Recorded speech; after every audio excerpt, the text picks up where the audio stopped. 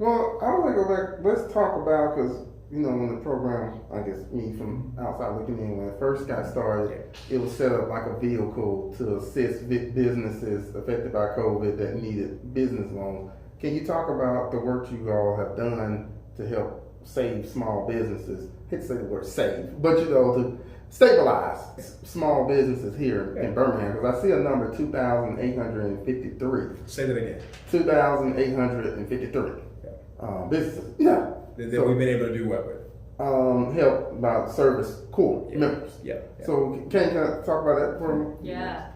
That has been an important part of our work really since the beginning, and I think the emergency loan program that was set up has a lot of important partners: the Community Foundation, the Business Association, obviously the city. Our role really has been around outreach and technical assistance to businesses. So you mentioned about 3,000, nearly 3,000, we can round up, businesses who have been touched in one way or another through the Service Corps. One of the first things we did when the news broke around the federal CARES Act, which was such an opportunity for small business, right? The PPP loan was to say, well, who knows about this? And I'm going to bet it's the big companies. It's the companies with a national presence. It's probably not your mom and pop shop. It may not be the businesses that are minority run and led. Right, because we know that the way these programs tend to work is that the folks who maybe have a little bit of a leg up are going to get the resources. And so it was very important to us to say, what can we do about that? And I think the city was very committed to that. So we actually stood up a call center and called every one of the businesses that was on the city's business license list and said, we want you to know these resources are out there. We want you to know that we will help you apply if you need that, if you want that technical assistance. And just making sure we got the news out again to say, okay, we're in that way, we're kind of a bridge to say there's a big federal resource out there. Our job, we're a connector in that mode. And then we actually extended that into a partnership with Hope Credit Union, where we've had a team of Service Corps members working there, working with Kendra Key and her team, helping to process those loan applications. So, one step, not just, do you know about this? Do you want to have a conversation about it? But, okay, you're getting your documents together. You're trying to figure out what the fine print means because it's really confusing. Let's sit with you and sort through, how to make this successful. So that's been one of our really most impactful partnerships. And really that I think has represented about $4 million in PPP loans that have gone to local small business through that specific partnership. So it's been a tremendously important part of our work. And I'll let Ken chime in if there's anything else he would add. I think that's an important distinction about what we do. I like how you said that we bridge the gap, we connect, and so a lot of the resources that fund us outside of our traditional or initial set of funding, there's CARES Act funding, and the way the CARES Act funding works is that it needs to be dedicated to COVID-related things that are happening in your community. And so we serve as a conduit for a lot of folks that are looking to find ways to be able to address needs. And there is some level of assistance out there. And so we leaned in early on with a small business loan program to make sure that people knew how to apply for it, how to get it.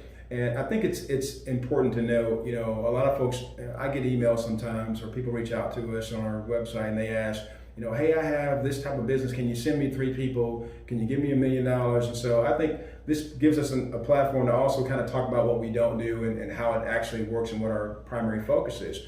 When it comes to small businesses, our thing is we serve as a conduit for folks who were interested in applying for PPP loans. We help that call center, we put people to work, Service Corps members, 50 folks that work members in the call center to actually make phone calls to small businesses to let them know, hey, we are here for you. Hope Credit Union has set up a platform to allow folks to really be able to apply for it, answer and ask questions. And so we did that on the front end. To Susanna's point, that's a lot of money, $4 million that we felt like we were instrumental in helping people apply for. Jarvis, as a business owner, that sometimes that process can be, Yeah, because it's kind of hard to feel like hard to figure it out.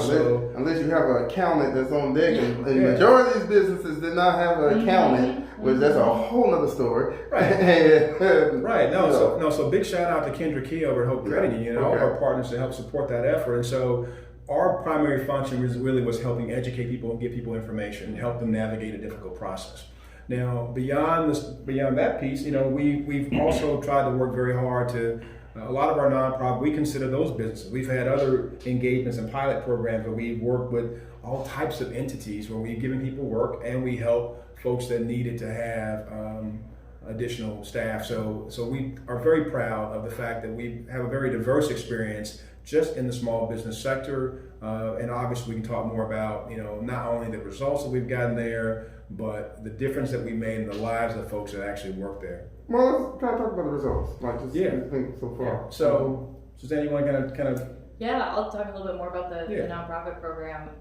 That's one of our, kind of flagships, and I think really reflects the recognition and frankly, the asset that is our local nonprofit community. That these are folks who know the people they serve, they know their community.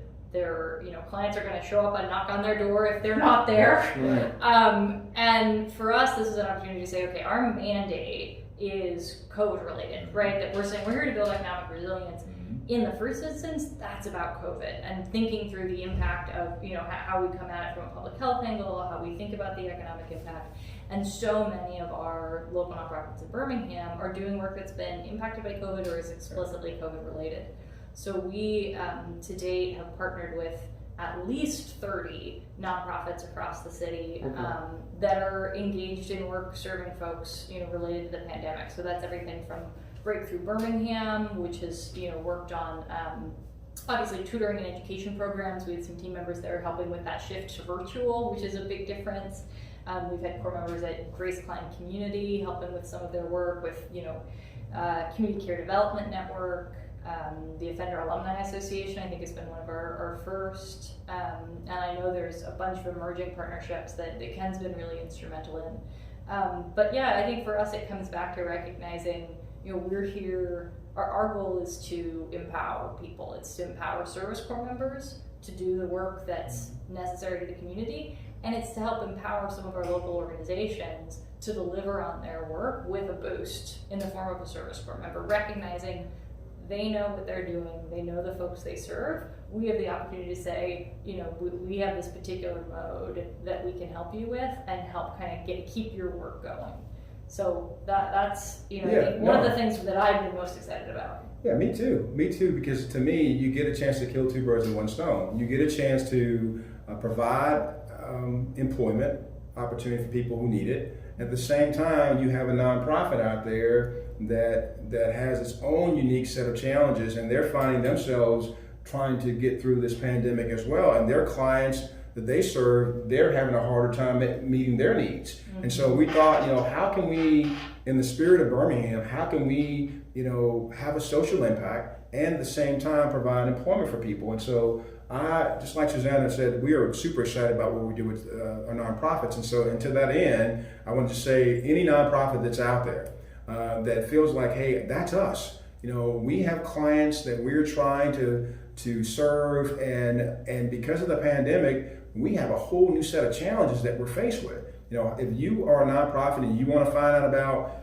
Bham Strong, go to bhamstrong.com. There's a way to join as a nonprofit. And if you are a nonprofit, you'll get a call from me basically sitting down with you and talking about your new or emerging need that's pandemic in nature. And we'll figure out a way to partner with you. We'll figure out a way to help you with bandwidth and so that you can better serve the folks you serve. So again, to be a Bham Strong Service Corps member, you just have to be over the age of 18 and live in the city of Birmingham. If you are a nonprofit, like the 30 plus nonprofits that we have right now online, if you are serving folks in Birmingham, and right now the nonprofits that we partner with, most of them are serving people who live in our communities throughout the city of Birmingham, and then they absolutely see value. And I've gotten testimonies from our our nonprofit partners that just say that, guys, without your help, we wouldn't have been able to meet our clients' needs. And so we're excited to bring on new nonprofits daily. So again, if you are a nonprofit and you need a little bit of bandwidth, and please, and if that bandwidth need is based primarily